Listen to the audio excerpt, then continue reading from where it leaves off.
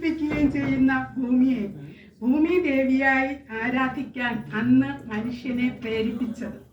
തുടർന്ന് പൗരസ്ത്യദേശത്തെ മതങ്ങളിലും പ്രാർത്ഥന ദർശനങ്ങളിലുമൊക്കെ വളർന്ന് വികസ്വരമായ ഈ സ്ത്രീ സങ്കല്പം ഭാരതത്തിലെയും സ്ത്രീക്ക് മതവും സമൂഹവും കൽപ്പിച്ചു കൊടുത്തിരുന്ന ഉന്നത പദവിയാണ് സൂചിപ്പിക്കുന്നത്. വേദകാലം പിതൃദായക ക്രമം സമൂഹത്തിൽ ഉറച്ചതിന് ശേഷമുള്ള കുടുംബജീവിത ചരിത്രമാണ് ഋഗ്വേദത്തിലെ പല മന്ത്രങ്ങളിലും ആനുഷംഗികമായി പ്രതിപാദിച്ചു കാണുന്നത്. ഋഗ്വേദകാലത്തെ സാമൂഹ്യ ഘടനയിലും സ്ത്രീക്ക് മഹത്തായ സ്ഥാനമാണ് ഉണ്ടായിരുന്നത്. സ്ത്രീയെ സംബോധന ചെയ്തിരുന്നത് തന്നെ സുഭഗ അഥവാ അംഗലാവണ്യത്തോടു കൂടിയവൾ എന്നും കല്യാണി മംഗളത്തെ പ്രദാനം ചെയ്യുന്നവൾ എന്നും ഒക്കെ അർത്ഥം വരുന്ന പദങ്ങളെ കൊണ്ടായിരുന്നു. അത് തന്നെ സമൂഹം അവൾക്ക് നൽകിയിരുന്ന മാന്യമായ സ്ഥാനത്തെ വ്യക്തമാക്കുന്നതാണ്. സ്ത്രീയുടെ ചാരിത്രശുദ്ധിയെ ദിവ്യ പവിത്രതയോടും ധർമ്മപത്നിയെ അഗ്നി ഭഗവാനോടും ഉപമിക്കുന്നതായി കാണാം.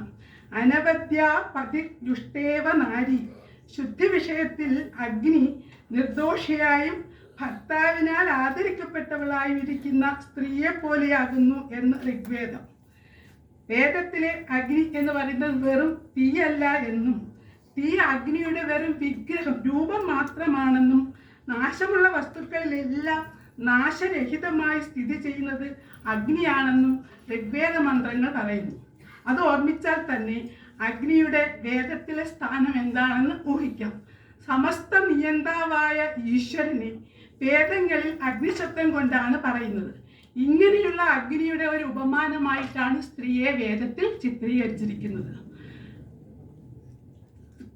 ഋഗ്വേദ കാലത്ത് ഭാരതീയ സ്ത്രീയെ ബഹുമാനിക്കുന്നത് അത്യുത്കൃഷ്ട ധർമ്മമായി പരിഗണിച്ചിരുന്നു എന്ന് ഇതിൽ നിന്നും സ്പഷ്ടമാകുന്നു. എല്ലാ പ്രവർത്തന മേഖലകളിലും ഭാര്യ ഭർത്താവിൻ്റെ സഹചാരിണിയായിരുന്നു. പ്രക്ഷുബ്ധമായ പൊതുമണ്ഡലങ്ങളിലും അവൾ പുരുഷനോടൊപ്പം തന്നെ നിന്നു. ഋഗ്വേദം 8-ാം മണ്ഡലത്തിലെ 31-ാം സൂക്തം യാ ദമ്പതി സമനസ എന്ന് തുടങ്ങുന്നതായ മന്ത്രം യജ്ഞകർമ്മങ്ങൾ വിധിയാങ്കണ്ണം ചെയ്യുകയും സഹകരണത്തോടെ ഒറ്റ മനസ്സായി യജ്ഞകർമ്മങ്ങളിൽ പങ്കുകൊള്ളുകയും ചെയ്യുന്ന പതിപത്നിമാരുടെ ചിത്രം ഇതിൽ നമുക്ക് കാണാൻ സാധിക്കും. പത്നിക്ക് ഗൃഹത്തിൽ മാത്രമല്ല ആചാര അനുഷ്ഠാനങ്ങളിലും പതിയെപ്പോലെ പദവികളുണ്ട്. സന്തതിയെ ഗർഭം ധരിക്കുന്നതും അവർക്ക് മാത്രം ചെയ്യാൻ സാധിക്കുന്നതാണെന്നതിനാൽ അവൾ ആദരിക്കപ്പെടുന്നുണ്ട്. പുത്രോത്പാദനത്തിനുള്ള യാന്ത്രികമായ ഉപകരണം എന്ന നിലയിലോ പുരുഷന്റെ ഉപഭോഗ വസ്തു എന്ന നിലയിലോ സ്ത്രീ അധക്കരിക്കപ്പെട്ടിരുന്നില്ല. ഋഗ്വേദകാലം സ്ത്രീ വിദ്യാഭ്യാസത്തിന് വളരെയധികം പ്രാധാന്യം നൽകിയിരുന്നു. പുരുഷന്മാരെ പോലെ സ്ത്രീകളും ബ്രഹ്മചര്യം സ്വീകരിച്ച് ആ കാലം അത്രയും വിദ്യാഭ്യാസത്തിന് വേണ്ടി വിനിയോഗിക്കണമെന്നും പിന്നീട് യുവാവായ ഭർത്താവിനെ പ്രാപിക്കണമെന്നും വേദങ്ങൾ കൽപ്പിക്കുന്നു.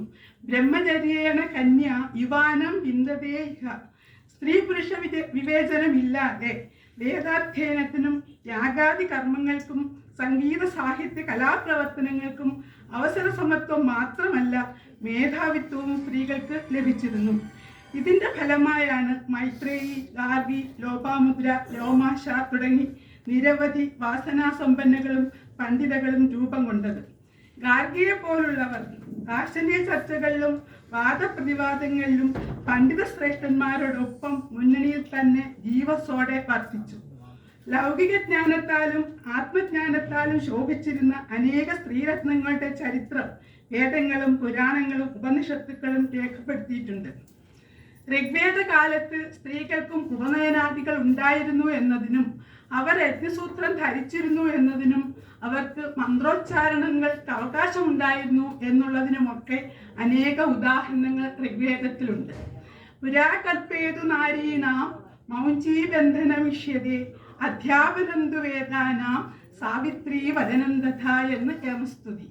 അന്നത്തെ സ്ത്രീകളിൽ തന്നെ മുഴുവൻ മന്ത്രങ്ങൾ ദർശിച്ചവർ, മന്ത്രങ്ങളുടെ ചില ഭാഗങ്ങൾ ദർശിച്ചവർ തുടങ്ങി വിവിധ തലങ്ങളിലെ സ്ത്രീകളുടെ പാണ്ഡിത്യം പ്രതിപാദിക്കപ്പെടുന്നുണ്ട്. 40-ലധികം ഋഷികമാരുടെ, നേരത്തെ പറഞ്ഞ ഋഷികമാരെന്ന് വെച്ചാൽ മന്ത്രദൃഷ്ടാക്കളായ സ്ത്രീകളെയാണ് ഋഷികമാരെന്ന് പറയുന്നത്.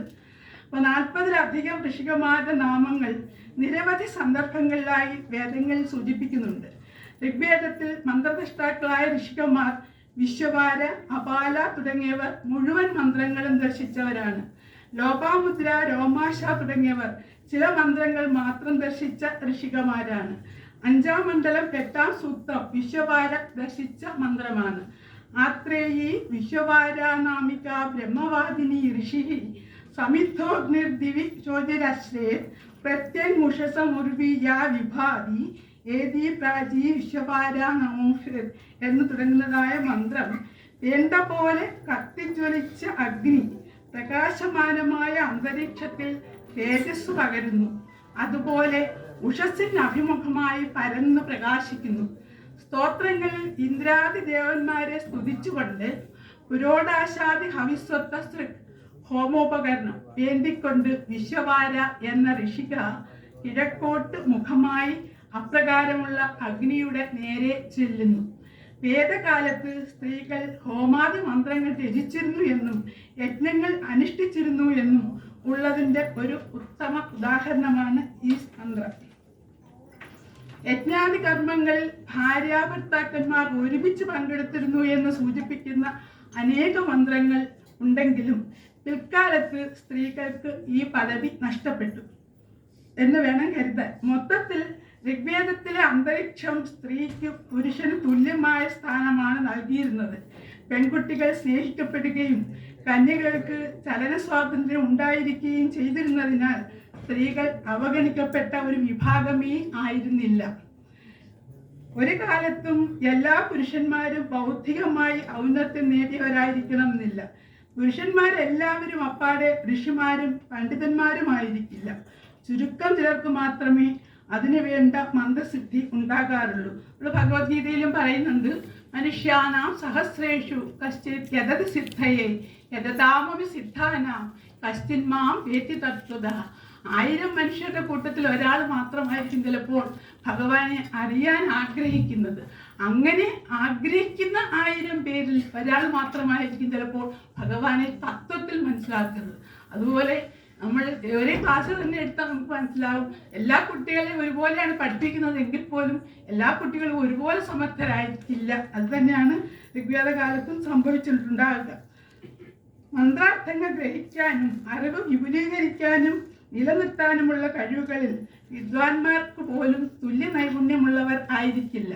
അത്തരം ആളുകൾക്ക് വൈദികവും പാണ്ഡിത്യപരവുമായ പ്രവർത്തനങ്ങളിൽ തുല്യസ്ഥാനങ്ങൾ ലഭിക്കണമെന്നില്ല. ഇതുപോലെ തന്നെയാണ് സ്ത്രീകളുടെയും അവസ്ഥ. സ്വന്തം കഴിവുകൾ വികസിപ്പിക്കുവാൻ കഴിയാത്ത സ്ത്രീകൾക്കും തുല്യമായ അവസരങ്ങൾ ലഭിക്കണമെന്നില്ല. അത്തരം ഒരു സമീപനമേ വൈദിക കാലത്ത് കാണാൻ കഴിയുകയുള്ളൂ. അതുകൊണ്ട് പ്രാചീന ഭാരതത്തിൽ സ്ത്രീ അവഗണിക്കപ്പെട്ടിരുന്നു എന്ന വാദത്തിന് ഒരു പ്രസക്തിയുമില്ല. അഥർവവേദകാലത്തിൽ ഇവിടെ ആൺകുട്ടി പിറക്കണം, പെൺകുട്ടി മറ്റെവിടെയെങ്കിലും പിറക്കട്ടെ എന്ന് പ്രതിപാദിക്കുന്ന പുംസവന സൂക്തമുണ്ട്. പ്രജാപതി രഘുമതി എന്ന് തുടങ്ങുന്നതായ മന്ത്രം.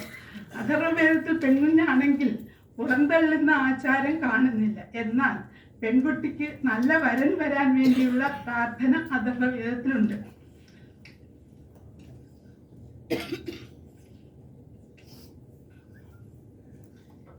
അഗ്നേ, ഇവൾക്കൊരു നല്ല വരൻ വരട്ടെ, അതോടെ ഞങ്ങൾക്ക് ഭാഗ്യവും. വരന്മാർക്ക് അവൾ അനുഭവയോഗ്യയാണ്. അവൾ സമനങ്ങളിൽ അല്ലെങ്കിൽ ഉത്സവങ്ങളിൽ ശോഭിക്കും. പതിയാൽ ഇവൾക്ക് സൗഭാഗ്യം ഉണ്ടാകട്ടെ എന്ന് പ്രതിപാദിക്കുന്ന മന്ത്രങ്ങൾ അഥർവവേദത്തിലുണ്ട്. അവിവാഹിതകളുടെ സ്ഥിതി സന്തോഷകരമായിരുന്നില്ല ഈ കാലഘട്ടത്തിൽ. പക്ഷേ ഇതിൻ്റെ പേരിൽ അവഗണന, അടിച്ചമർത്തൽ തുടങ്ങിയ പുരുഷ സമീപനങ്ങൾ പിൽക്കാലത്തെ പോലെ ഉണ്ടായിരുന്നില്ല.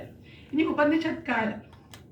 ഗുരുവിൻ്റെ സമീപത്തിരുന്ന് വേദം ഗുരു ഉപദേശിക്കുന്ന ഉപദേശത്തിലൂടെ ശിഷ്യന്റെ അജ്ഞാനം ഇല്ലാതായി ബ്രഹ്മവിദ്യയിലേക്ക് നയിക്കുന്നതാണ് ഉപനിഷത്ത് എന്നുള്ളതുകൊണ്ട് ഉദ്ദേശിക്കുന്നത്. അപ്പോൾ അനേക ഉപനിഷത്തുകൾ ഉണ്ടെങ്കിലും ദശോപനിഷത്തുകളാണ് പ്രധാനമായിട്ടുള്ളത്. ഈശ, കേന, കടപ്രശ്ന, മുണ്ട, മാണ്ഡൂക്യ, തിത്തിരിഹി, ഐതരേയം, ഛാന്തോഗ്യം, ബൃഹദാരണ്യകം, ദശ എന്നിങ്ങനെ 10. ബുദ്ധമതം പിറക്കുന്നതിന് മുൻപ് BC 600-ന് അപ്പുറമാണ് ഇവയിൽ പലതും ഉണ്ടായത്. ഛാന്തോഗ്യത്തിലും ബൃഹദാരണ്യകത്തിലുമാണ് സ്ത്രീയുടെ പങ്കാളിത്ത ചരിത്രമുള്ളത്. പുരുഷന്റെ തുല്യസ്ഥാനത്ത് നിൽക്കുന്ന സ്ത്രീയുടെ പ്രകാശപൂർണമായ ചിത്രങ്ങൾ തന്നെയാണ് ഉപനിഷത്തുകൾ നമുക്ക് നൽകുന്നത്. ഇച്ഛേ ദുഹിതാമേ പണ്ഡിത യായേത സർവമായുരിയാത് എന്ന് ബൃഹദാരണ്യകോപനിഷശ്രുതിയും പണ്ഡിതയും ആയുഷ്മതിയുമായ പുത്രിയുടെ ജനനത്തിനു വേണ്ടി പ്രാർത്ഥിക്കുന്നതായി കാണാം. ഛാന്തോക്യത്തിലും ബൃഹദാരണ്യകത്തിലും സമൂഹത്തിന്റെ പുരോഗതിയിൽ സ്ത്രീകൾ വഹിച്ച പങ്കിനെ കുറിച്ചുള്ള നിരവധി സൂചനകളുണ്ട്.